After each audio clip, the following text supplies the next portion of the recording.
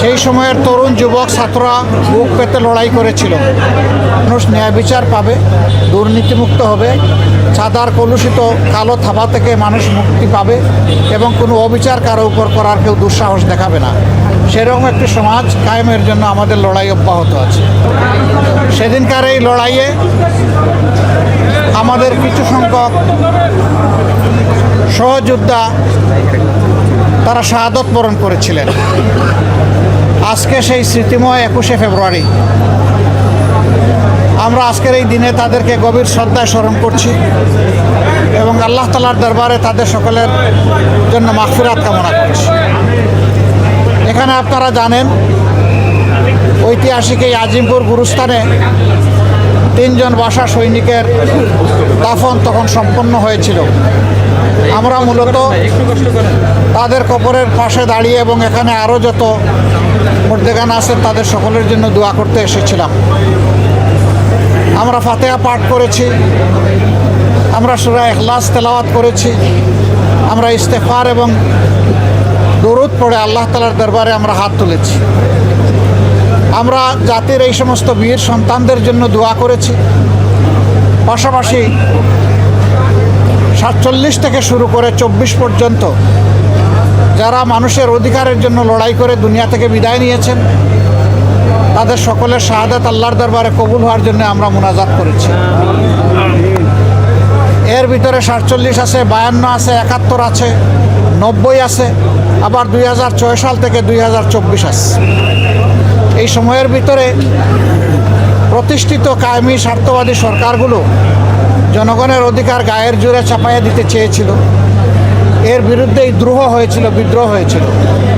সেই বিদ্রোহের ফলেই আমরা আমাদের ভাষার অধিকার পেয়েছি, কিন্তু নাগরিক হিসাবে আমাদের নাগরিক অধিকারগুলো আমরা পাইনি। 47 থেকে 71-এও পাইনি, 72 থেকে 24 পর্যন্ত বা আজকের দিন পর্যন্ত এখনও নাগরিকদের জন্য অধরা রয়ে গেছে তাদের অধিকারগুলো। বাংলাদেশ জামাতে ইসলামী মানুষের অধিকারের জন্য এই লড়াই করে এবং আমাদের এই লড়াই অব্যাহত থাকবে ততক্ষণ পর্যন্ত যতদিন পর্যন্ত বাংলাদেশে একটি মানবিক সমাজ কায়েম না হবে, যেখানে মানুষ ন্যায় বিচার পাবে, দুর্নীতিমুক্ত হবে, চাঁদার কলুষিত কালো থাবা থেকে মানুষ মুক্তি পাবে এবং কোনো অবিচার কারো উপর করার কেউ দুঃসাহস দেখাবে না। সেরকম একটি সমাজ কায়েমের জন্য আমাদের লড়াই অব্যাহত আছে। আমাদের এই লড়াই ইনশাল্লাহ অব্যাহত থাকবে আমাদের তরুণ যুবকদের স্বপ্ন পূরণের জন্য। তাদের স্বপ্ন সঙ্গত এবং বাস্তব, সেই স্বপ্ন পূরণের আমরা সঙ্গী হয়ে লড়াই চালিয়ে যাব ইনশাল্লাহ। আমাদের লড়াই অব্যাহত থাকবে শিশুদের জন্য, যারা আজকের শিশু আগামী দিনের যারা সুনাগরিক হয়ে গড়ে উঠবে, তাদেরকে সুনাগরিক হিসাবে গড়ে তোলার জন্য রাষ্ট্র যাতে দায়িত্ব পালনে বাধ্য হয় সেই পর্যায়ে রাষ্ট্রকে নিয়ে আমরা ভাবছি এবং আমরা তার জন্য লড়াই করে যাচ্ছি। প্রত্যেকটি মুটে মজুর, মাঝি, শ্রমিক, কৃষক এবং বিভিন্ন পেশার শ্রেণীর মানুষের মুক্তির জন্য আমাদের এই লড়াই। এই লড়াই কোনো অভিজাত শ্রেণীর জন্য নয়, বরঞ্চ বঞ্চিত মানুষের জন্য। বঞ্চিত মানুষ আমরাও, সারা দেশবাসীও। এই বঞ্চনার বিরুদ্ধে আমাদের লড়াই অব্যাহত থাকবে। 52 শহীদরা হাতে আঙ্গুল দিয়ে জীবন দিয়ে আমাদেরকে দেখিয়ে গেছে যে বীররা কখনো হারিয়ে যায়নি, বীরের কোনো পরাজয় নাই, বীররা সর্বত্রই বিজয়ী হয় এবং লড়তে পারলে নিজের অধিকার ফিরে পাওয়া যায়। হয়তো আমার জীবন যাবে, কিন্তু আমার জাতি জীবন পাবে।